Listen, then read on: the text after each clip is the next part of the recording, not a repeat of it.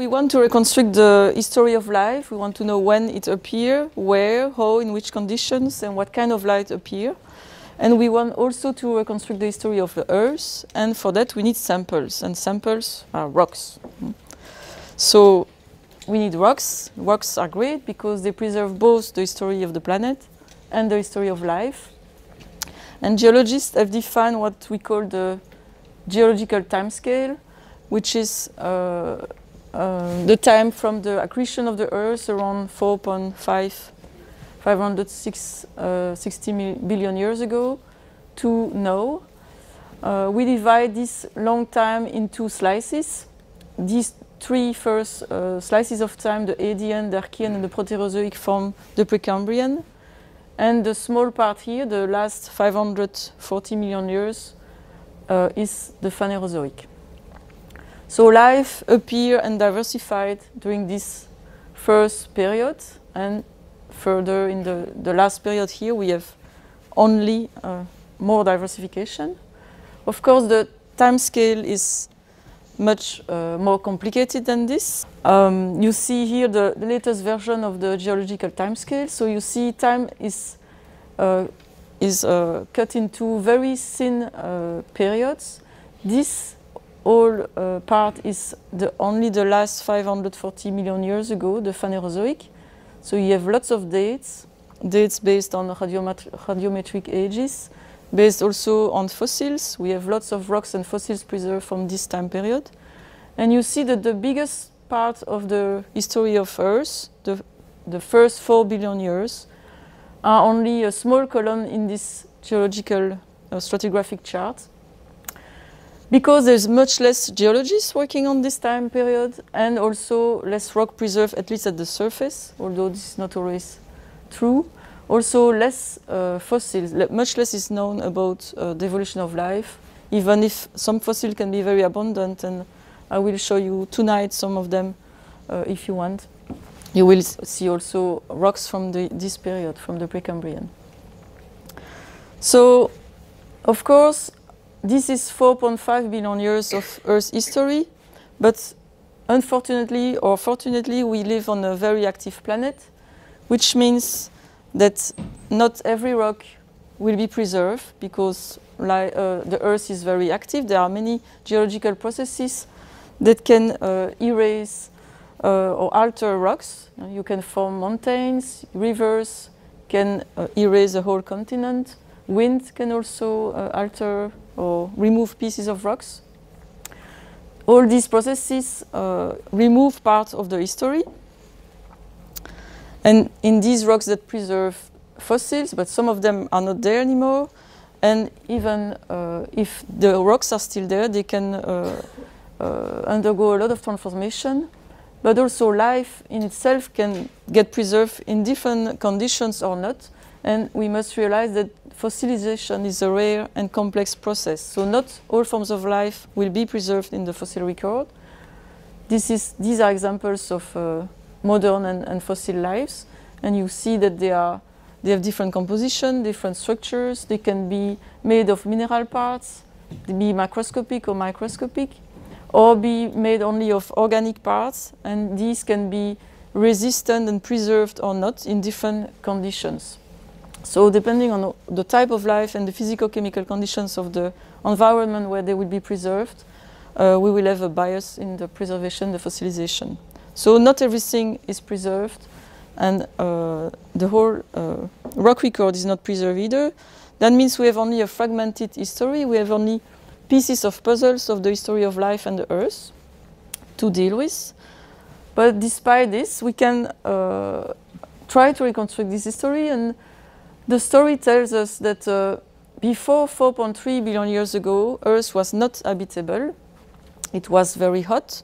You had the magmatic ocean at the surface, but you have here the specialist that can tell you something about that tomorrow, Francis Albared, who's here. Since about 4.3 billion years ago, we think Earth was habitable. We know that because some geologists have studied zircons, tiny minerals that are very resistant, and some of them are as old as 4.2 or even 4.4 billion years ago. And when you do detailed analysis of these minerals, you see that there was some liquid water on Earth at that time, perhaps even some granitoid crust, some kind of continental crust, some conditions that make Earth habitable. Starting at 3.4 billion years ago, perhaps earlier, life diversified. We have evidence of life from then, and I will talk about that a bit later. And in between, we have heavy bombardment by meteorites. The pattern of this heavy bombardment is not very understood. We heard about that yesterday, and we don't know what's the effect of this heavy bombardment on life, if it had appeared before this time period or not. Nevertheless, that's what we can say in summary about the history of Earth. So now, in the first part of the talk, I will talk about misconceptions and challenges into the study of the origin of life, and then the second part we will look at the traces of life. So today life is divided into three domains. You have the bacteria, which are very diverse, archaea and eukaryotes. We are eukaryotes, so we are here. And so this is only a tiny domain, as you can see, compared to the other one, and especially the bacteria. So life today is very diverse. There is still a lot of this diversity that we don't know. All these clades with the little red points are clades that we know they exist because we sample the environment and find their DNA or their RNA, but we have no idea what they look like. So there is still a lot of things to explore on Earth about diversity of life. Bacteria and archaea are called prokaryotes. They have a cellular architecture that's quite simple. They don't have a nucleus, they don't have organelles, but they are very diverse in terms of metabolisms, and they are the champion of colonization of our planet. They are everywhere, inside us, outside, everywhere, inside the Earth.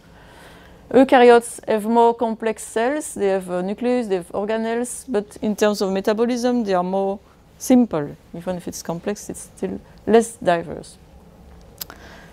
So this is life today. So based on life as we know it, we can look at the ingredients of life. It's based on organic chemistry. It needs liquid water. It is characterized by reproduction, metabolism. It uses energy and matter from the environment to grow, to reproduce. It evolves by natural selection. It's also characterized by homochirality. We also heard about that yesterday. Some molecules in the cells are only left forms or the right forms. So for example, amino acids are left-handed, sugar are right-handed.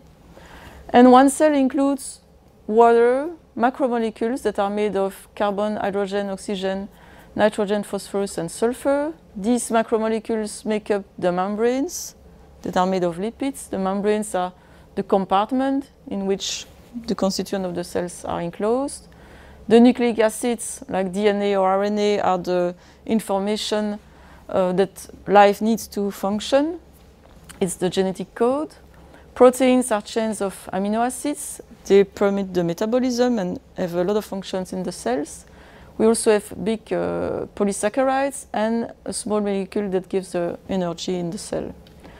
In the cells, we also have elements that are there in traces. They are called macronutrients, and they are metals. And these are very essential to life. Not all of them are in all forms of life, but we need them to live. So these are, for example, iron, zinc, manganese, molybdenum, and so on. So from that, from the constituent of life, as we know it, people have tried to define the minimal conditions for life. What do we need to have life? And this is related to, of course, to the conditions of habitability of a rocky planet or moon. What do we need for life to appear and evolve? So we need liquid water, we need organic chemistry, we need nutrients, and these are usually concentrated in minerals, and we need some sources of energy. Debated questions regard the requirement of a magnetic field that protects an atmosphere and the requirement of plate tectonics that permit a recycling of the nutrients and a stabilization of the climate over billions of years. But this is a debate, and we will hear about that later on today. So if we look at the element abundance in our galaxy, over 100,000 atoms, we can see that we have a lot of hydrogen, of course, oxygen, carbon, and nitrogen when we need for organic chemistry, or what we need for water. If we compare it to the abundance of silicium, again, we have a lot of hydrogen, oxygen, carbon, and nitrogen, more than silicium. And if we see that, we can guess that water and organic molecules should be common in the universe. And that's what people observe when they look at the composition of interstellar clouds using spectrometer, or when they look at extraterrestrial samples like big or small meteorites. They find this. They find water trapped in minerals. They find organic molecules. This requirement of water had led astrophysicists to define what's called the habitable zone, which is based on the presence of surface liquid water on the planet. So here is the solar system. This is the Earth, and we are right in the right place in our solar system. So not too close from the sun, not too hot, not too far, not too cold. So we have some liquid water on the surface. There are many exoplanets out there around smaller stars or bigger stars, and they need to be closer or further away from their stars to have liquid water on the surface. So this is useful for astrophysicists to try to detect possible habitable rocky planets. But we also know that we know of some liquid water beyond the habitable zone. For example, in this moon, Jovian moon Europa, you have liquid water under the surface. We also know by looking at early Mars or early Earth that liquid water is not always there through the life of a planet. The presence of liquid water varies in time and space. Mars was habitable early in its history. We have signs of water on the surface. And Earth was not habitable early in its history. So the notion of habitable zone based on the presence of surface liquid water needs to be nuanced. Coming back to our element abundance, so water is not a problem, organic matter neither. And this is where a common misconception occurs. And this is because of Berzelius, a chemist. So Berzelius is a famous chemist. He developed organic chemistry, but he saw that chemistry was the organic chemistry was the chemistry only of substances extracted from living beings. It could not be synthesized in the lab. So that was part of what was called the vitalism. There was something special in life that make life different from inorganic matter. So this was in the 18th century until his student Euler succeeded in the synthesis of urea in 1828.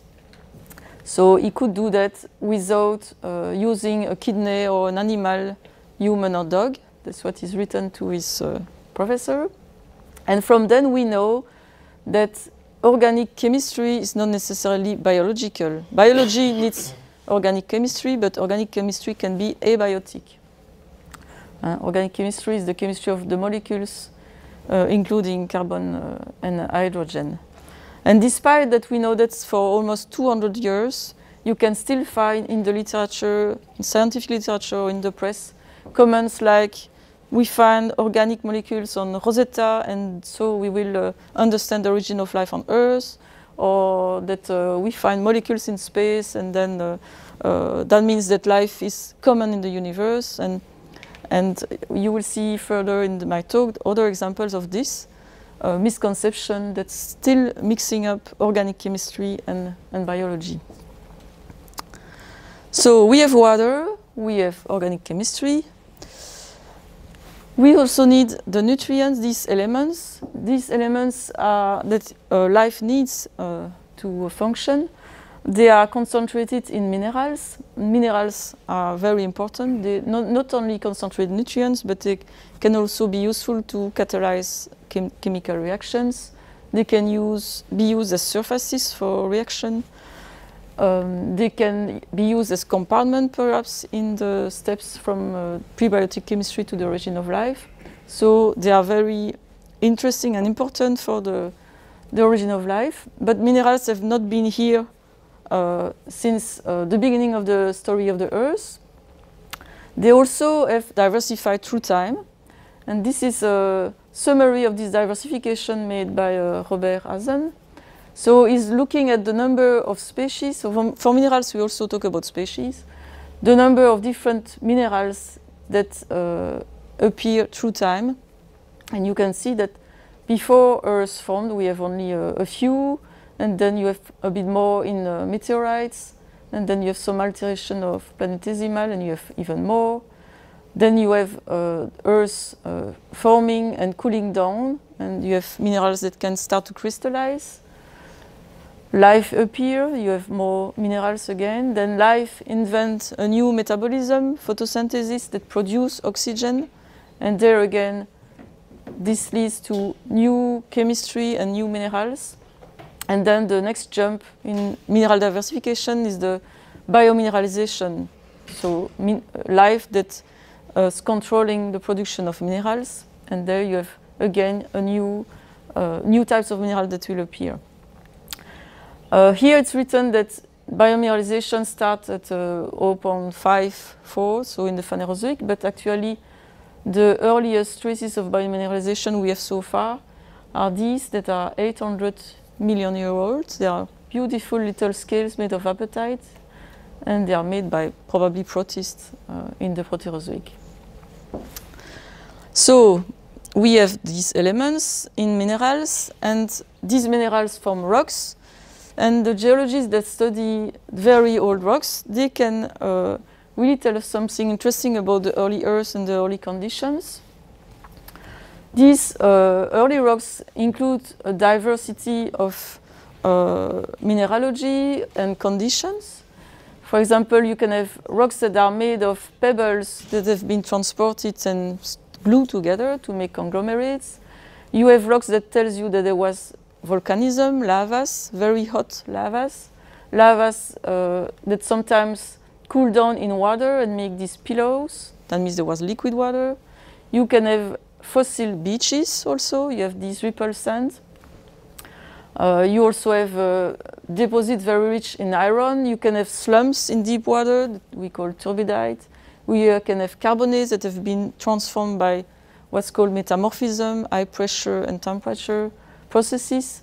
So all these rocks tell us that we had an active geological cycles already early on Earth. We had some continental crust, volcanism, shallow water environment, tides, rivers even, and so a diversity of habitat. But unfortunately, this rock record goes up only to about 4 billion years. So we don't have rocks that are older than that so far. So we have water, organic chemistry, minerals, nutrients. We need energy. What kind of energy could we have on early Earth for the origin and early evolution of life? Well, there are different sources that are possible. You have the UV lights, lightnings, electricity, the light, heat, different chemical reactions, including redox reactions that exchange electrons between different minerals or elements. The action of waves, dry and wet cycles on beaches. So all these sources of energy are used in models for the origin of life to be tested and see what's plausible. So the ingredients we need for the origin of life are not a problem anymore. We understand where the water comes from degazing and from meteorite mostly. How organic molecules can form abiotically. Some even more or less complex, like bases, sugars, things that life uses later on. Sources of energy are diverse. The nutrients, they are in the minerals. So this is okay. But we still don't know when life appeared. We know that Earth was habitable since about 4.3 billion years, but the rock records stop at 4 billion years. So remember this we know because we have zircons that are resistant. So they are older than the oldest rock record, but they are preserved in younger rocks. They are recycled and preserved in younger rocks. So if life appeared before 4 billion years, we don't have samples to prove it. Not yet, at least. So this is, so we have the ingredient, we don't know when, but what we are missing also, and this is very important, is the recipe. If you put all these ingredients in a pot, you don't see life appearing magically. So we know what we need, but we don't know in which local condition at the nanoscale, where did it happen, where did life occur, in which conditions. We don't know neither what was first. Was it the metabolism that appeared first, or the genetic code, or the membrane, or all together? To have life, what do we need? How simple can a cell be and still considered living? We need a compartment, a lipidic compartment. We need some molecules of information. We need some molecules to make the metabolism, but we don't know in which order and how this appeared. And this is linked to the limits between non-life and life. It was probably a gradual event. So, and also leads to what is life. How can we recognize these steps and how they could be preserved? It is difficult. So here we have time, Earth accretion, habitable Earth since 4.3 billion years ago, the rock record at 4 billion years ago. And this shows the different steps from the origin of life, from molecules, prebiotic chemistry to the first cells, to LUCA. And I show this slide because there's often a confusion between LUCA and the first forms of life. LUCA is the last universal common ancestor. That means the most recent common ancestor of the 3 domains of life that exist today. So it's not the first form of life. It's already a complex population of cells, perhaps with already a lipidic membrane, a genetic code, DNA, RNA, but this is a debate. But it was already complex because it's the most recent ancestor of the 3 domains. Between LUCA and the first cells, we can imagine that there was other types of cells, and they did not survive by natural selection. Only LUCA gave rise to the life we know today. But these, there were probably other possibilities before. So this is important not to confuse both. So with all this, we must realize that we will never know what really happened. We can only less plausible scenarios for the origin of life. This doesn't prevent people to try, and there's a lot of interesting research going on about the origin of life. For example, Jack Szostak in Harvard with his collaborator is studying how vesicles with a double lipidic layer can form just spontaneously. He noticed that some lipids have a particular structure with a part of the molecule that likes water and part of the molecule that doesn't like water. So if you put these lipids in water, they will spontaneously form some vesicles. And these vesicles will have a double layer made of these lipids, just because the part that's like water, the yellow stuff, will direct itself towards water, the water inside and water outside, and the tails of the molecules will go in between. So this is something that's self-organizing. If you put more lipids in the solution, the vesicle grow. If you push these vesicles through a little hole, it could be pores in minerals, for example, they can divide without bursting. So you have division. And so you have a simple cycle here of growth and division without any control by genetic code. And then what they did is they put replicas. It's RNA. When you have need a genetic code, you need a molecule and that's folded and that's active. And you need a molecule that's a template that will be copied thanks to this folded molecule. So this folded molecule is a RNA called a replicase. If you put this in solution with this, it will go inside by itself. And then if you have several of them and the template, they will copy themselves. And then you start to have vesicles that grow and divide. And you have genetic information that copy itself and multiply. So right now in these experiments we stop here, but the next step of course in evolution is to have coupling of these vesicle growth and division and replication of the genetic material. And of course they made this already, and we need to start from scratch and have these replicates forming by itself and then meeting this lipidic vesicle and so on. But these are interesting experiments to show that some things that looks complicated can happen just by the property of the molecules that auto-organized. There are many different hypotheses concerning the origin of life, and Darwin already thought about it. He wrote in 1871 a letter where he imagined that life could arose in a warm little pond. You probably all heard about that. Other people said, yes, it might have happened there, but perhaps with help of clay minerals, which have an interesting structure and a lot of interesting properties to serve as compartment. Other people prefer hot origin, so this is a lukewarm little pond. You can have a hot origin in deep sea hydrothermal vents, or in even in sub-aerial hot springs. You can have origin of life also in the primordial soup, or helped on beaches with these wet and dry cycles that help to polymerize molecules. And you can have some help from organics that are brought by meteorites, or maybe you don't need that. So there are a lot of hypotheses. So still a lot of questions regarding the origin of life, but so that you don't despair, there is things that we understand now. We understand the origin of the building blocks of life: sugars, amino acids, bases, simple lipids, and phosphates. They can come from chemical reaction on Earth. We can mimic these reactions in the lab. This is Stanley Miller and his famous reactions. We can find some in meteorites. We understand the origin of water from meteorites and degassing. We understand how lipidic membranes can auto-organize.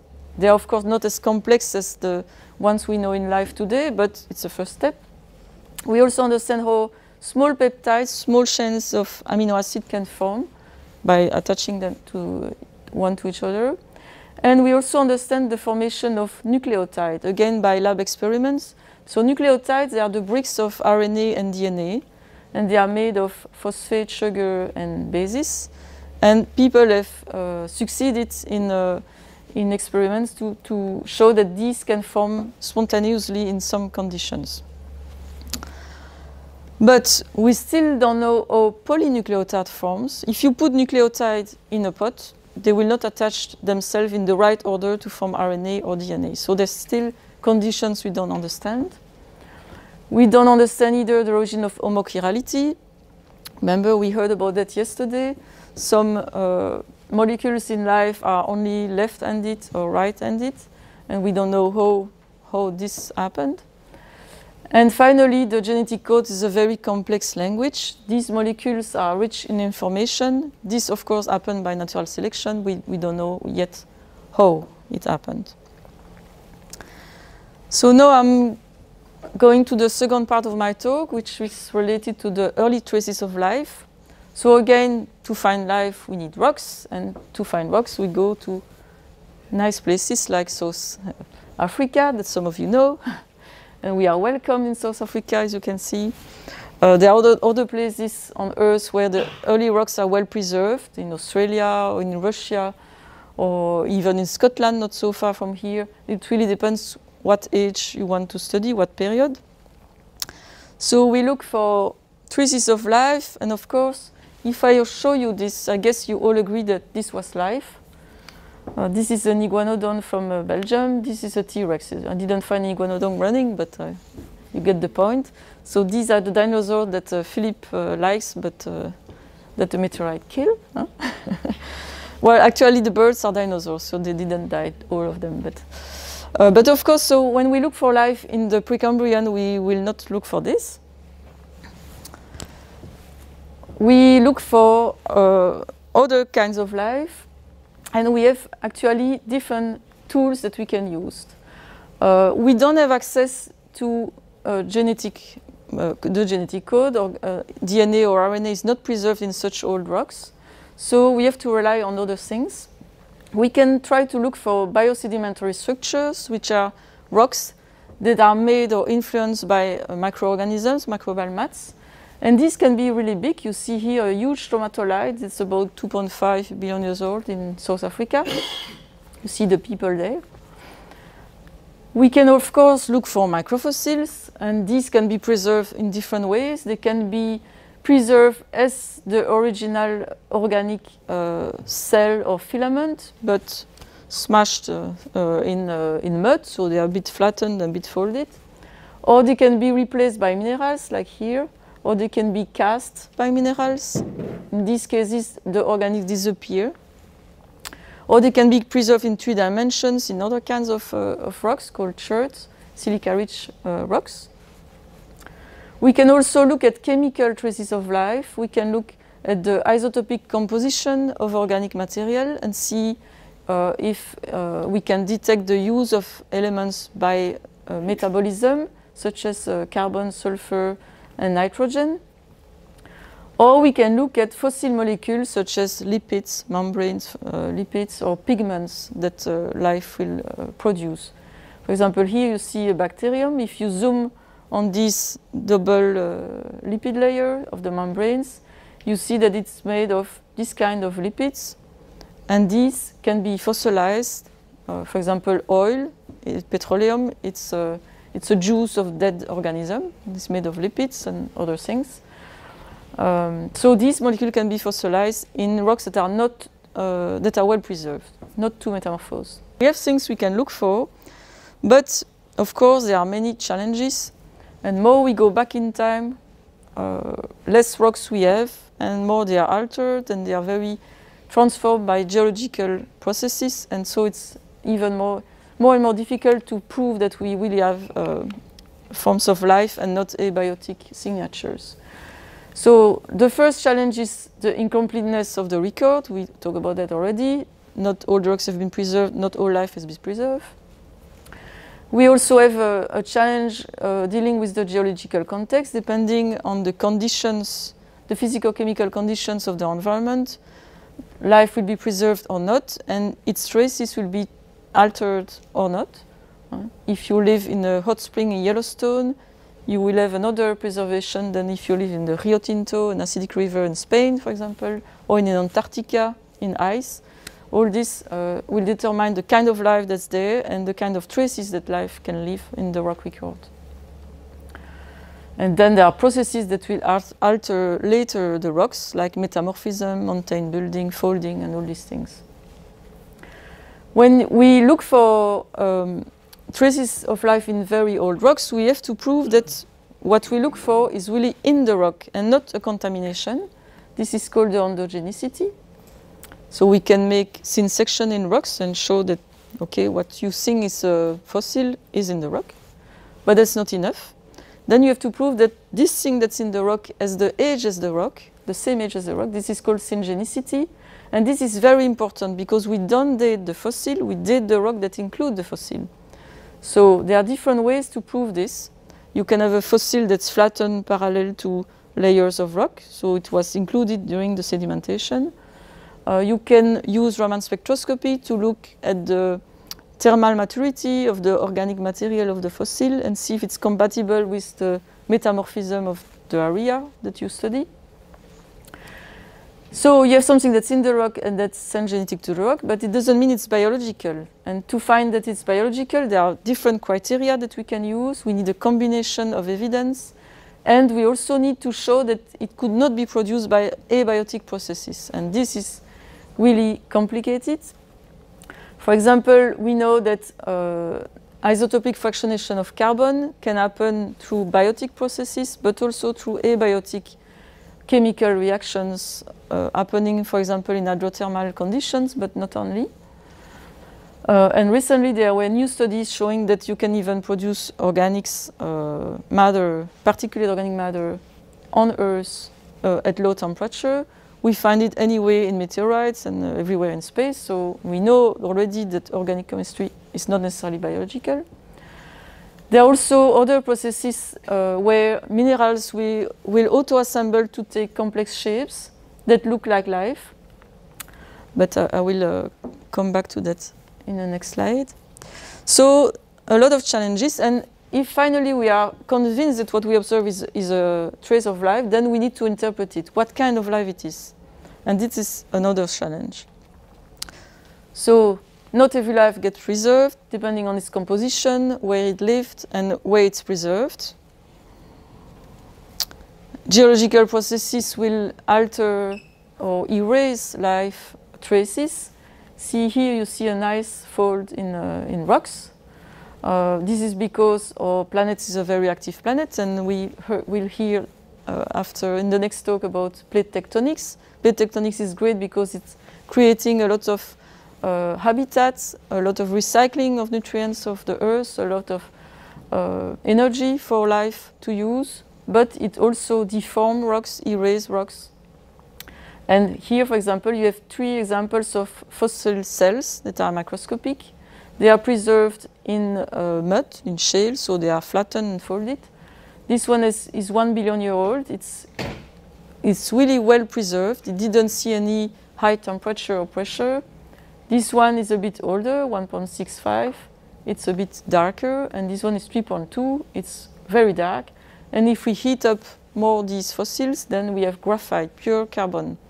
So more the metamorphism is important, more pressure and temperature have been important, and they alter the chemistry of these fossils. Here it happens that it's increasing with time, but it's not always the case. For example, in Belgium, around 400 million years ago, you can have fossils that are dark like this because there were some tectonic processes that were important, and this is in Mauritania, and 1 billion years ago, where there was no mountain building close by at that time, and this is well preserved. So it all depends on the geological context. So that's really important, again, to determine. I was talking about the abiotic processes that mimic lives, and they produce pseudo-signature. So this is a famous example from a Martian meteorite, where NASA claimed at some point that there was some traces of life, and then people start to study or mimic the condition for the formation of the minerals and show that they were minerals. These are lab experiments showing how minerals can auto-assemble to take shapes that life also uses. These are precipitates that look like a stromatolite, but it's only chemical precipitates. Here, this is a lab experiment showing how you can have complex shape also looking like a stromatolite. And here you have organic material that migrates between minerals. If it migrates around a mineral like this, you see clearly the shape of a mineral, so you don't think this is life. But if it forms little bubbles like this, you might think these are fossil cells, but they are not. These are fluids that are formed by hydrothermal conditions, and they migrate, and sometimes they give the illusion of life, but it's not. And they can be associated with isotopic fractionation of carbon that looks like life, but it's not biological. So how do we do with all these challenges? Well, again, we need samples. So we go in the field, either on the surface with a hammer, or either under the surface where we sample with drill cores. There are many projects sampling the subsurface, like this project in Russia by the ICDP. There are some in South Africa, and hopefully soon a new one in South Africa. And this approach actually will be used also by ExoMars, which will drill only 2 meters, not kilometers, but still under the surface to sample rocks. From there we go to the lab. We can cut these rocks in thin section to see what the rock is made of, what kind of structure it preserves. And all this is to know how it formed, what kind of environment there was, what kind of conditions of preservation there was, and is it possible to have traces of life there? Was it a habitable environment? That's one thing. And was it an environment that could preserve traces of life? And then from there we can look for life traces. We can destroy the minerals with acids and extract the fossils that resist to these acids, and do all kinds of analysis on these fossils to know what kind of life it is. We can look for fossil molecules in the rock. We can date these rocks, of course, very important. We can do geochemical analysis to know if there was some oxygen in the water column where the sediment deposited, and so on, to reconstruct the paleo environments. We can look at chemical isotopic composition of the organics in these rocks to see if there was some traces of life.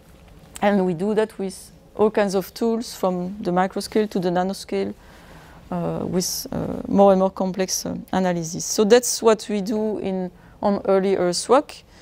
We can also study modern environments to understand how preservation happens in different conditions. So, for example, that's a study we did in a lake in Antarctica where big microbial mats are growing. And we looked at drill cores that are only 4,000 years old from the British Antarctic Survey. There you can look at the modern diversity using molecular tools, here in this case cyanobacteria. And then you can look through this little core how these cells are preserved or not. And in this study we could show that some cells are preserved thanks to the encapsulation by clays or small carbonates. And you can have cells preserved, you can have even pigment preserved, so it's a nice model to compare with older fossils. Of course, this is really young, and these processes happen at low pressure and temperature, but it gives us some clue. So in geology, actualism is a principle that's often used. The present is the key to the past. For example, here you see a modern beach where there's some drawing in the sand left by the waves. And you can find this sedimentary structure fossilized in rocks that are 2 billion years old here in Russia, or 3.2 billion years old in South Africa, and there are older examples. That's very important, again, understand the geological context. Are we in an environment where life could live and where life could be preserved? Actualism is also used by biologists to study extremophiles. We know that on Earth life is everywhere, where there is even a little bit of liquid water. So you can find life in very cold and dry conditions with high UV, like in Antarctica, or in very hot and deep environment like hydrothermal vents, or in very salty environment like here or here in Shark Bay, or very acidic river like in Spain, the Rio Tinto. Or these are mats that grow under the ice in lakes in Antarctica. So life has broad limits, and that's what's interesting when you study extremophiles. So extremophiles are organisms that need these extreme conditions. It's not only that they tolerate them, they really need them to reproduce and be happy. So this tells us something about the limits of life that are very broad, the diverse niches that life as we know it can colonize. And it helps us to enlarge our concept of habitability and habitable environments. But we should not forget that this is modern life. So this is life that adapted secondarily from ancestors that may have not lived in these conditions. And it might have nothing to do also with the conditions for the origin of life. So these are analogs that we can use because that's what we have, but they are not perfect analog of early life. And this is something we have to keep in mind. So recently there were several papers talking about traces of life in very, very old rocks, even not in rocks, in minerals, older than the oldest rock that we have on Earth. So this paper was published recently in PNAS. And in this study, they study zircons, the zircon I talked to you about earlier, and they find some carbon in it. They measure the isotopic fractionation of carbon, and they say that the value is consistent with a biogenic origin and may be evidence that a terrestrial biosphere had emerged by 4.1 billion years ago. So from what I told you so far, you can already think about, do you think this is enough to prove that you have life in a mineral? So I told you already that organic chemistry doesn't need to be biological, so it's not because you have carbon that you have life. I also told you that carbon isotope fractionation can be produced by abiotic processes, so it's not a sufficient evidence for life. And in this study, they also use Raman spectroscopy to show that it is an organic material, and that they claim that this Raman spectra shows that the organic carbon is syngenetic to the mineral. To crystallize such mineral, you need temperature at least of 600 degrees or more. And when you have 600 degrees or more, you don't have this kind of spectra. Usually you have things that are different. These are different spectra corresponding to different maturity of organic material. This corresponds more to immature kerogen than to graphite, more metamorphosed material. So this spectra doesn't prove syngeneity, and anyway, Raman spectroscopy doesn't prove biogenicity. It just shows that there is carbon, and at what temperature this carbon has been submitted. So even if it's possible that life was there, these evidence are not sufficient to say that this is life. Another recent study claims that there were stromatolites in 3.7 billion year old rocks in Greenland. Again, this is a time when life could have appeared, was probably there, but we don't know. There are different types of rocks, so Earth was habitable, no problem. And the author described these little things, cones, and they interpret it as stromatolites. They did a lot of geochemical analysis of these rocks. But then 2 years later, these authors reassessed this study. They went to the field, they look at the rocks. They look at the rocks from this face of the rock, but also on the side. And when you look at the side of the rock, you can see that these rocks are actually very deformed, and you don't see something like a 3D stromatolite, a conical stromatolite. So they also did geochemical analysis of these rocks, and finally they interpreted this structure as deformation structure formed in very altered carbonate, and this alteration long after the burial of the rocks. So there is an abiotic explanation for these structures. So again here, you need to show endogenicity, syngenicity, biogenicity, and no abiotic processes that can explain what you observe. And here it's clearly not the case.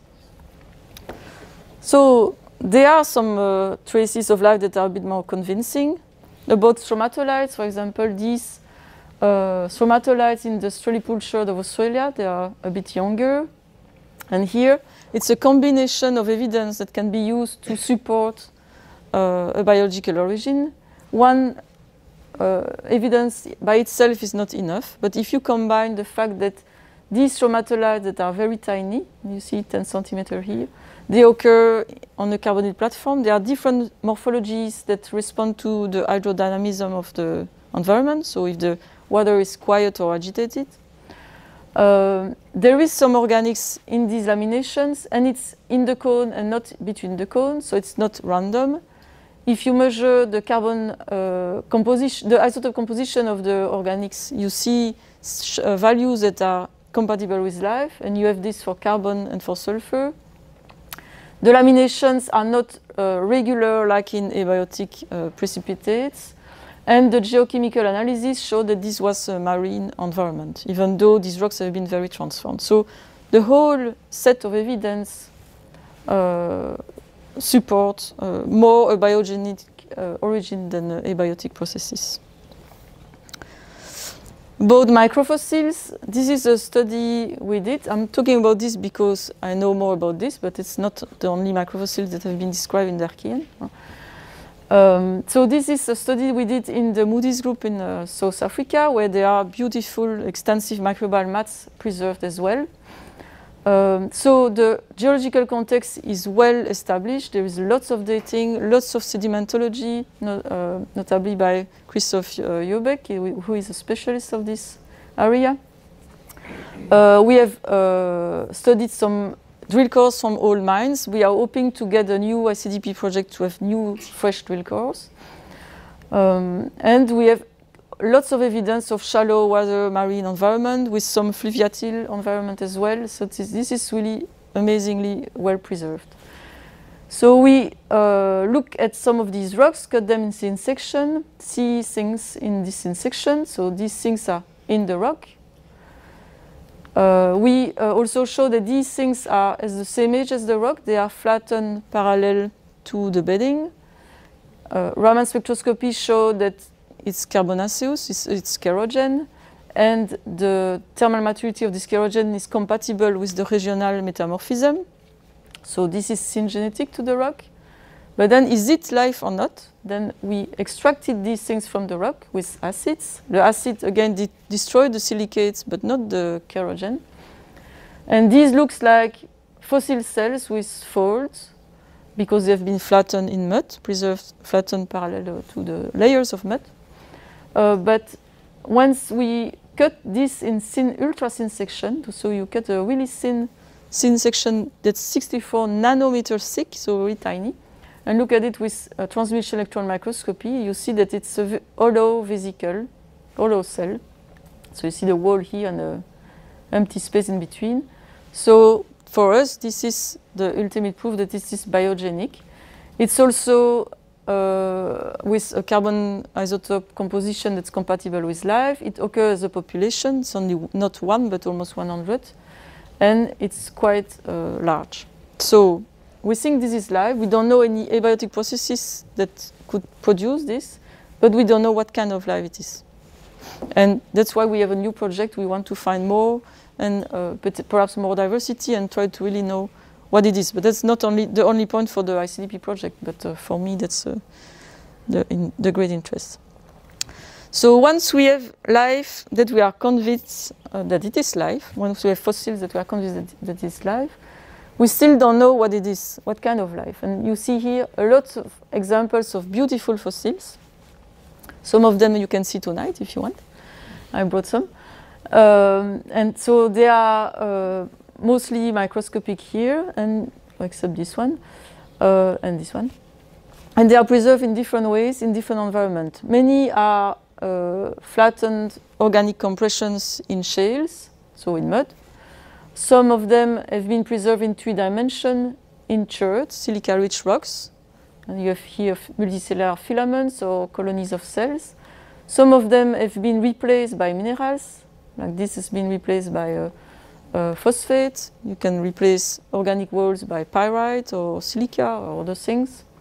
These have built their own skeleton. So you have these nice apatite scales or these tubes made of carbonates. These have agglutinated grains from the sediment and they glue it on a wall, organic wall. So a lot of different forms. When you find fossils, you can have really a lot of them in a sample. But we don't know what they are. So we have different tools to use to try to find out what they are. We can look at the morphology, see if there is a unique character that can compare to modern life. We can look at the wall chemistry, the composition, see if it's made of a biopolymer that's unique in a modern clade, the wall ultrastructure, the isotopic composition also of the organics. This isotopic composition tells us about the evolution of metabolism on the early Earth. You see here the 3 domains of life and different evidence for different clades of bacteria or archaea based on carbon isotope fractionation or nitrogen or sulfur or iron.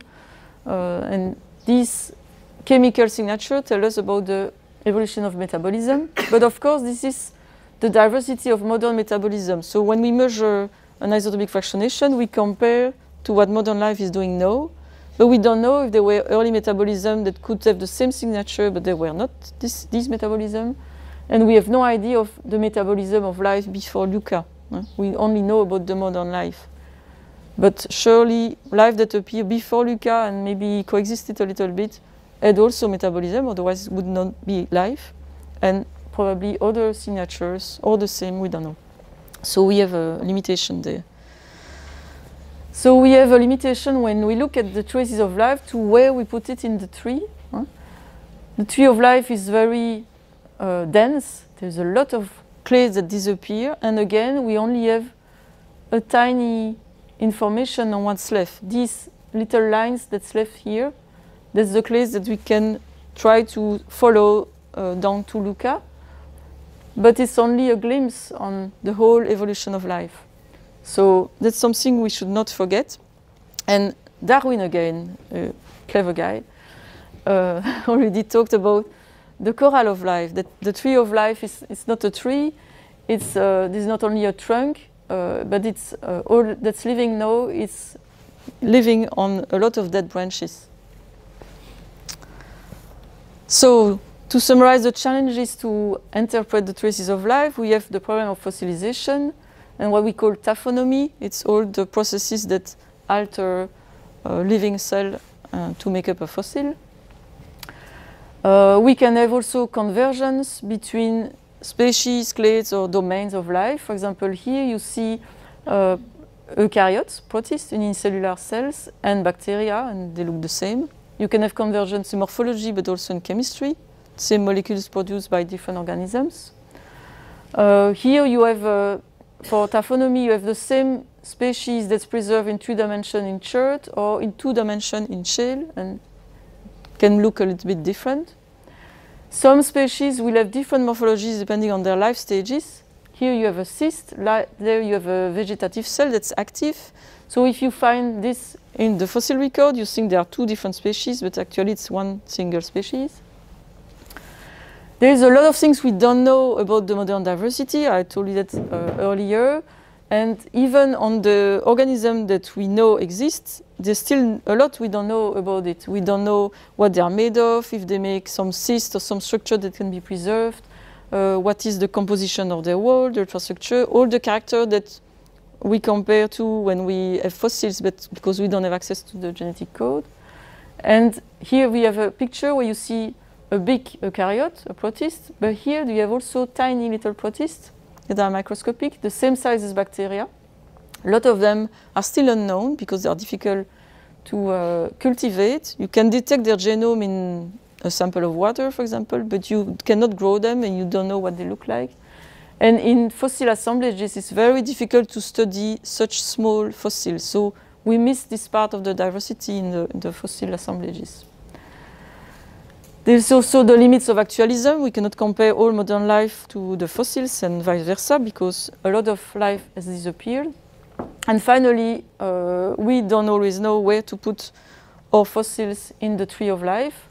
I already talked about this when we have a very old trees of life. Is it in one of these branches or is it here? We don't know, especially for the early Archean. But even in younger forms of life, when you define a group in biology, you have the first common ancestor of the whole group. This is the extant life, so the forms of a group that live today. This is called the crown group. And here you have the most recent ancestor of these. So these up to there, they all have the same characteristic. So you can relate these fossils to these living organisms.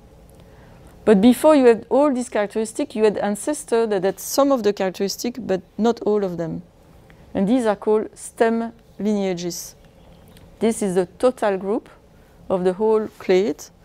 For example, if you look at arthropods, so arthropods, they include insect, crustacean, and so on. You have a whole group. They diverge from nematodes, some kind of worm, here.